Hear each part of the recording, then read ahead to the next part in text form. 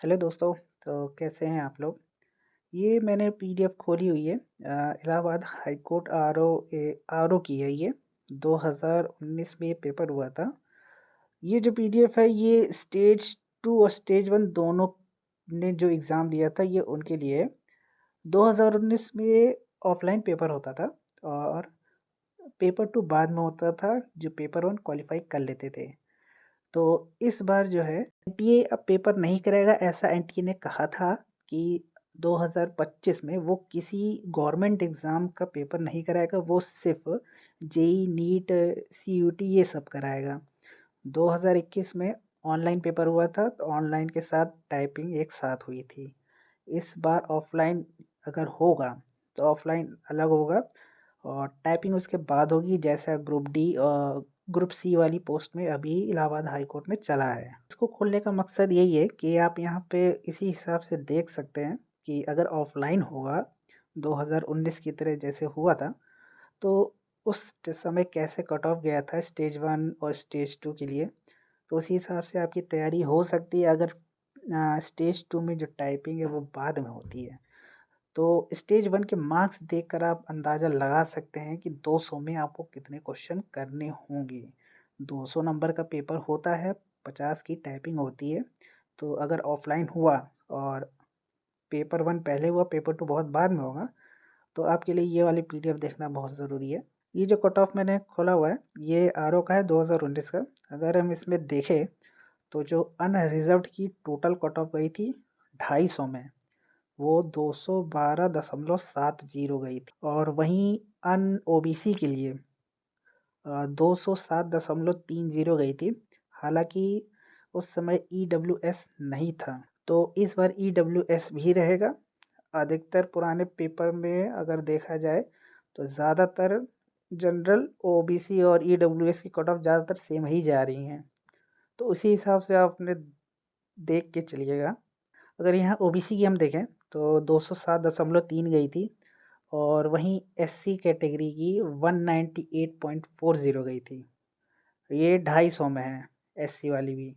और एसटी की 250 में 200 गई थी। और वहीं हम अगर स्पोर्ट पर्सन की देखें तो 205 गई थी और वुमेन्स के लिए 205.80 गई थी। और अगर टीएफएफ को देखें तो 196.8 गई थी और ईएसएम की 197.5 और पीएच की 194.90 गई।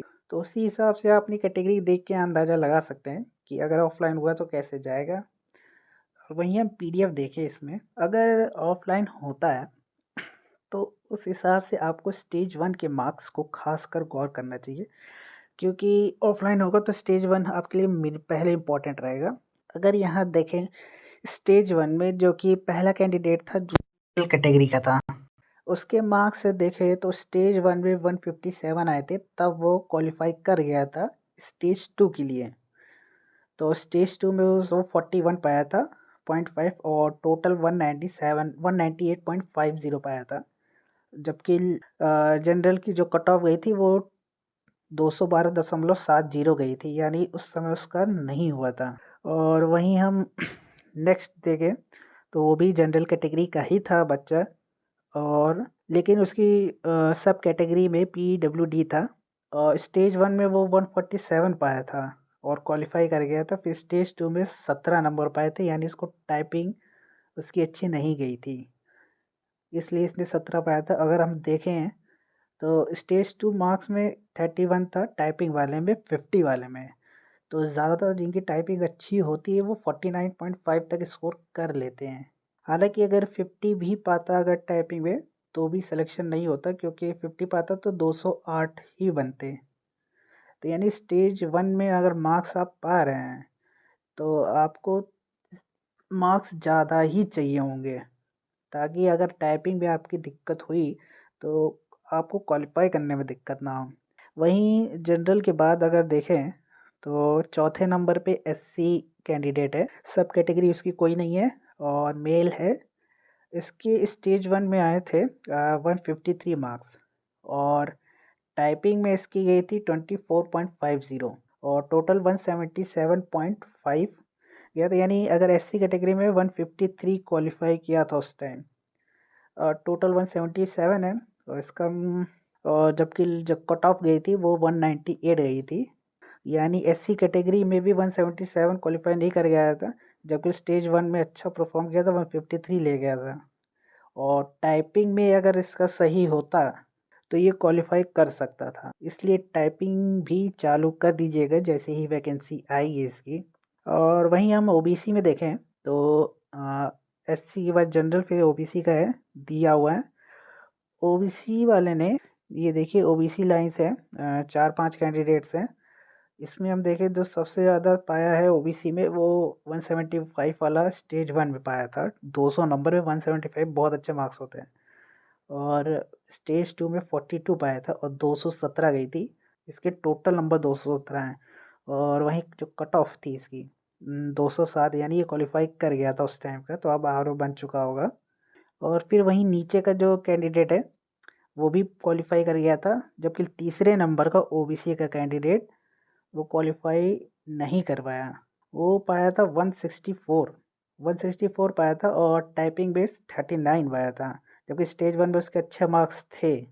और टाइपिंग अगर और अच्छी 10 मार्क्स भी अगर टाइपिंग ले जाता, यानी 5-6 नंबर वाले आते, तो ये सेलेक्टेड था ओबीसी कैंडिडेट में। अगर हम देखें टाइपिंग देखेंगे आप तो 31, 17, 30, 40, अगर आप टाइपिंग 45 प्लस लाते हैं और स्टेज 1 में भी ठीक ठाक रहते हैं 160, 155 भी, तो भी क्वालिफाई है ओबीसी और एससी वाले कैंडिडेट्स में। हालांकि जनरल में आपको थोड़ा और ज़्यादा चाहिए होगा स्टेज 1 में। अब यहाँ जनरल में एक फीमेल कैंडिडेट का है, उसके देख सकते हैं स्टेज 1 में 177 आए थे। ये देखिए 177 स्टेज 1 में थे। और स्टेज 2 में भी टाइपिंग अच्छी थी 47 और 224 नंबर क्वालिफाई किए थे, सेलेक्टेड थी उस टाइम। तो स्टेज 1 भी अगर बहुत अच्छा खासा आपका जाता है तो भी आपके लिए बहुत अच्छा है। स्टेज 1 खासकर जनरल वालों के लिए 160 प्लस ही रहे तो ज़्यादा अच्छा है। अब यहाँ पे जो आखिरी है एसटी कैंडिडेट का, अगर स्टेज 1 में 143 थे, क्वालिफाई किया था स्टेज 1 के बाद, लेकिन स्टेज 2 में 26 ही मार्क्स थे उसके, तो 169 इसका टोटल गया था। और जो कट ऑफ थी वो 200 नंबर की थी, तो यानी क्वालिफाई नहीं किया था उस टाइम एसटी कैंडिडेट में। 169 टाइपिंग बहुत पीछे थी, यानी 26 नंबर, इसको करीबन 31 नंबर चाहिए थे, जबकि टाइपिंग अगर ये 50 भी लाता तो भी सिलेक्टेड नहीं था उस हिसाब से। यानी स्टेज 1 में और आपको एसटी कैंडिडेट के लिए तो और 150 प्लस तो रखना ही पड़ेगा आपको। हालांकि आप यहाँ देख सकते हैं टाइपिंग स्टेज 2 काफ़ी लोगों के काफ़ी कम नंबर आए हैं टाइपिंग, जबकि स्टेज 1 में अच्छे नंबर आए हैं।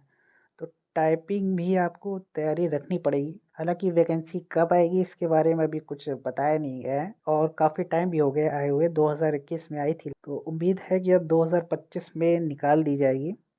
जैसे ही आएगी आपको इन्फॉर्म तो कर दिया जाएगा। और इस चैनल को आप सब्सक्राइब कर सकते हैं, इसमें रेलवे का भी क्वेश्चन पेपर और जितने इलाहाबाद हाई कोर्ट के होंगे वो सब सॉल्व किए जाएंगे, आर ओ के भी। अगर आपको ठीक लगे तो आप सब्सक्राइब कर सकते हैं।